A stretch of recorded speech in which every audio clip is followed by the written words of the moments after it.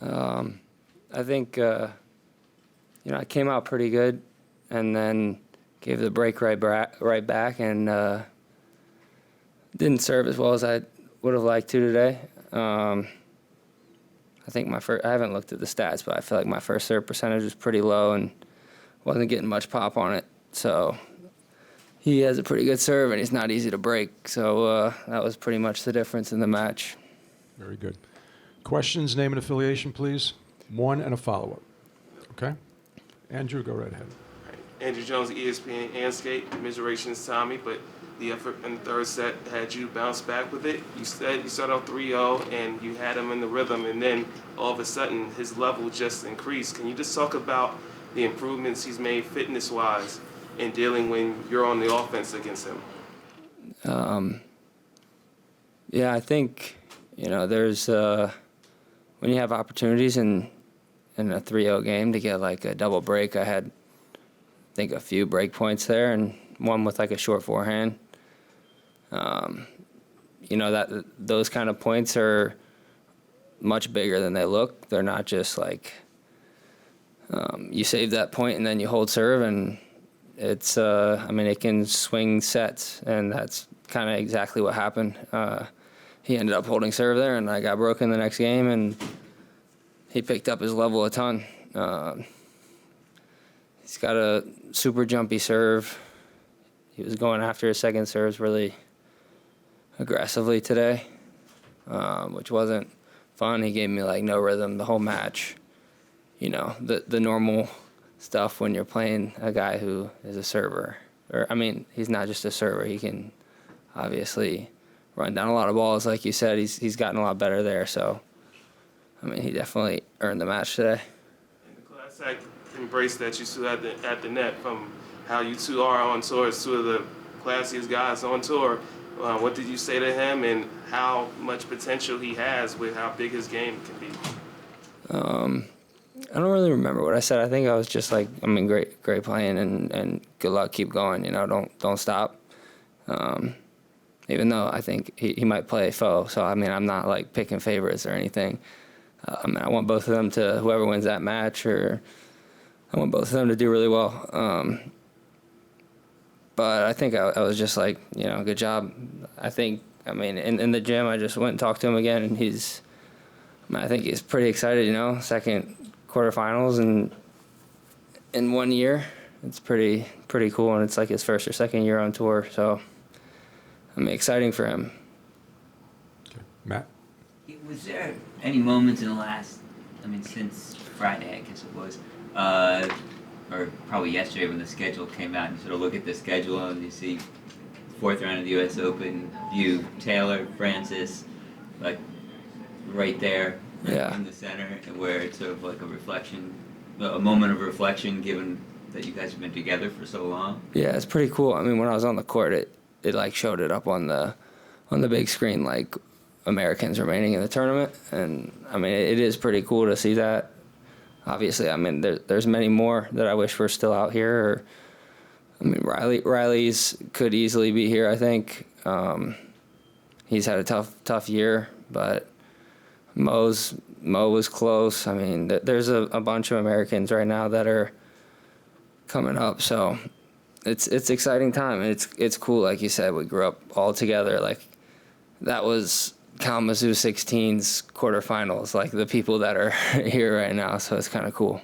And just in terms of Friday was your first time on that court, and you were a little worried about people showing up. Yeah. Today you're in the fourth set, and you probably look up and there's 20,000 plus people there. Does that feel different? You said it was not a normal place to play. Is it starting to feel more normal?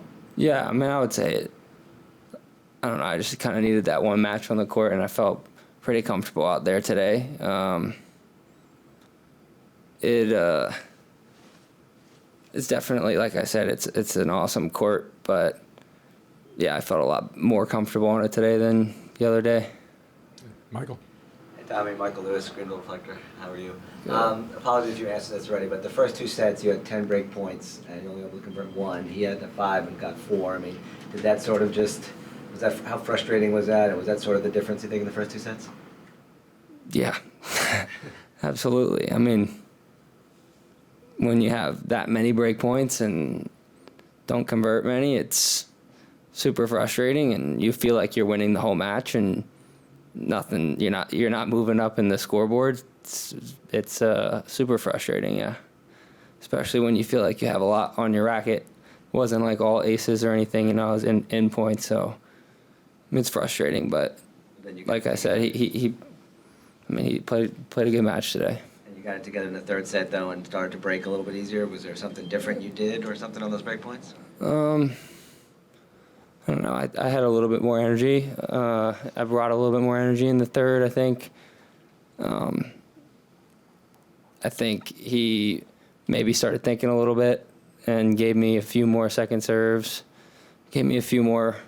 I felt like a lot of times in the first two sets I would return pretty well, and he would like pick up off the shoelaces like 2 inches from the baseline, and I'm like, that's pretty good, and then there in the third, he gave me a couple opportunities, so that was nice. Okay. Andrew? Tommy, what's different about Ben's serve compared to the other guys who serve huge out there? Well, he's lefty. That's pretty. It's a pretty big advantage to be a lefty,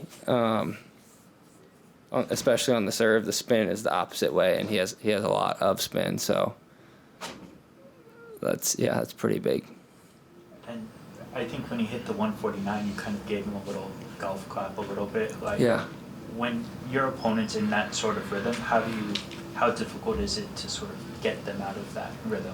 Well, you want to get them out of the rhythm, but you don't want to be like disrespectful in any way. So I try and be like overly respectful, and maybe it'll get him out of his rhythm. Like on changeovers, like, dude, you're serving great today, like kind of thing. I hit him with a couple of those today, but he had no reaction to it, so it wasn't really working. In the back. Hi, Tommy. I know Ben was awesome today, and you won't want to take anything away from that, but just wanted to check, were you 100% physically today? Yeah, I'm fine. Just a reminder, name and affiliation, please. Yes. Tommy, Jonathan Braidman, USOpen.org. You mentioned this earlier, but how impressed were you with his all-court game? We know about the serve and the big forehand, but did that really impress you compared to last time? Or? Yeah, I think he played unbelievable at the net today. I mean, a lot of massive points, a lot of break points, a lot of game points. He came to the net, and he volleyed really well. I thought that was one of the main differences in the match that changed stuff his way. I think he's improved a ton there. He's obviously been playing pretty aggressive this week. I don't know.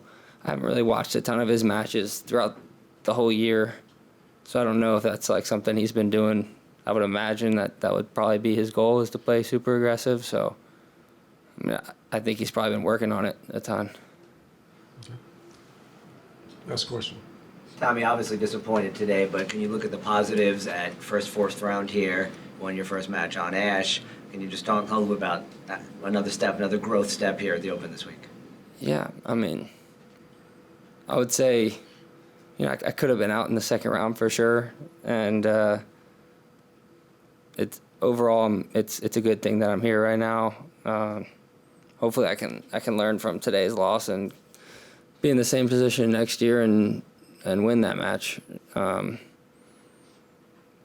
think, like you said, it's overall good showing here, but I want to do better next year, and better in Australia, better in French. Like, I always want to try and be better, so that's the goal.